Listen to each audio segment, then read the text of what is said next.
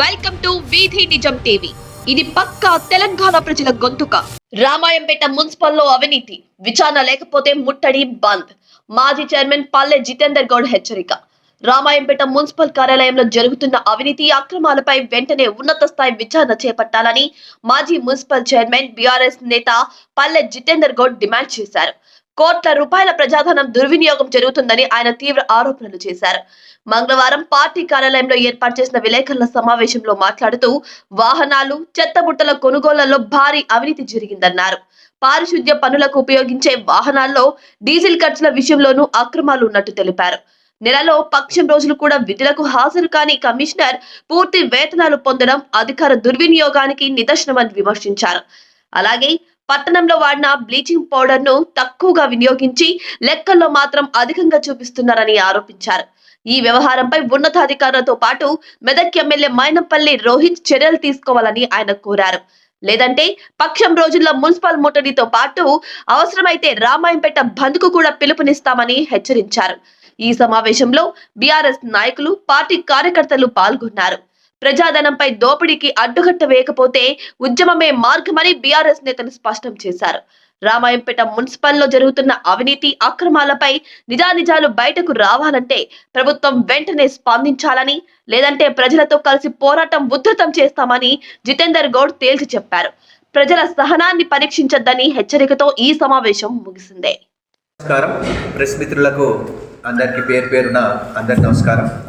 ఈరోజు రామాయంపేట పట్టణంలోని బీఆర్ఎస్ కార్యాలయంలో మేము ప్రెస్ మీట్ ఏర్పాటు చేసినందుకు, మీరు అందరూ వచ్చినందుకు అందరికీ మరొకసారి కృతజ్ఞతలు.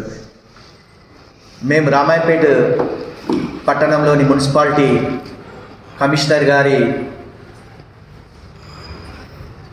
ఫ్రాడింగ్ అంటే ఆయన చేసే అక్రమాల గురించి మేము గతంలో ఆర్టీఐ యాక్ట్ కింద కూడా ఇచ్చినాం. దానికి కూడా కరెక్ట్గా రెస్పాన్స్ రాలే. అందుకోసం ఈరోజు ప్రెస్ మీట్ పెట్టడం జరిగింది. ఒకటే, పాలకవర్గం 2025 జనవరి 27 వరకు కంప్లీట్ అయింది. ఆ రోజు నుంచి ఈ రోజు వరకు కూడా ప్రతిదీ కూడా ఎంక్వైరీ చేయాలి. గతంలో 5 సంవత్సరాలు రామాయంపేట మున్సిపాలిటీలో మంత్లీ ఎంత ఖర్చు అయింది, డీజిల్ విషయంలో కానీ, మెయింటెనెన్స్ విషయంలో కానీ, రిపేరింగ్ విషయాల్లో కానీ ఏదైనా 5 సంవత్సరాలు ఎంత మెయింటెనెన్స్ అయింది, ఇప్పుడు 1 ఇయర్ లోపల నెలకు ఎంత మెయింటెనెన్స్ అవుతుంది, చాలా ఘోరంగా ఉంది. అది ఎవరు చేస్తున్నారు? కమిషనర్ గారు ఒక్కరు చేస్తున్నారా, ఇంకెవరన్నా ఉన్నారా? దాంట్లో మాకు అర్థం కావట్లేదు. ఎందుకంటే కాంగ్రెస్ గవర్నమెంట్ వచ్చి 2 సంవత్సరాలు అయింది.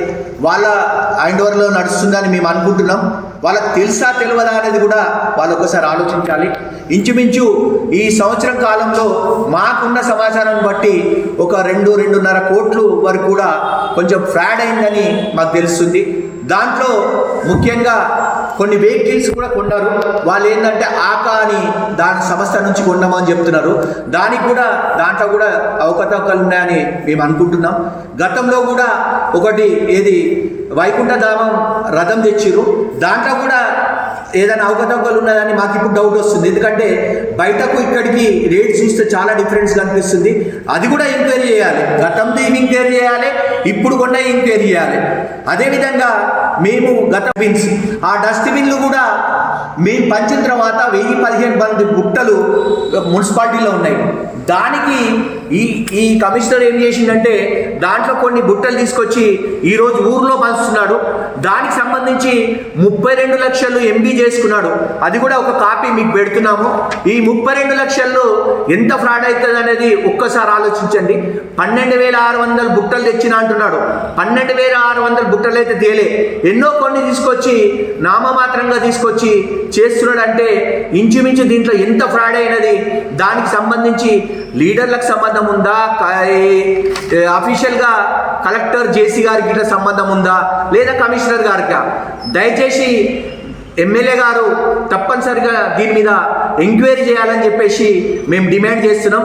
ఈ విషయంలో ఎంక్వైరీ ఇట్లా చేయనట్టయితే మేము పెద్ద ఎత్తున ధర్నా చేస్తాం. ఎందుకంటే ఈయన ఈ 12,600 బుట్టాలని అనేది నేను ఆకా సంస్థ నుంచి కొన్నట్టు ఒక పేపర్ ఇచ్చిండు. దాన్ని కూడా ఎమ్మెల్యే గారు దయచేసి దీన్ని ఎంక్వైరీ చేయాలి. ఒకవేళ ఎంక్వైరీ ఇట్లా చేయనట్టయితే ఒక 1 వీక్ 10 డేస్ చూస్తాం. తర్వాత పెద్ద లెవెల్లో మేము రోడ్డుపై కూర్చొని రోడ్డును స్తంభించేస్తాం, ఊరును కూడా బంద్ కూడా పిలిపినిస్తామని చెప్పేసి హెచ్చరిస్తున్నాం. దయచేసి ఈ విషయంలో ఈ 1 ఇయర్ గతంలో 5 సంవత్సరాలు మొత్తం కూడా ఎంక్వైరీ చేసుకొని ఈ 1 ఇయర్లో ఎంత ఫ్రాడ్ అయింది అనేది మీకు తెలుస్తుందని చెప్పేసి మరొకసారి తెలియజేసుకుంటూ జై తెలంగాణ. జై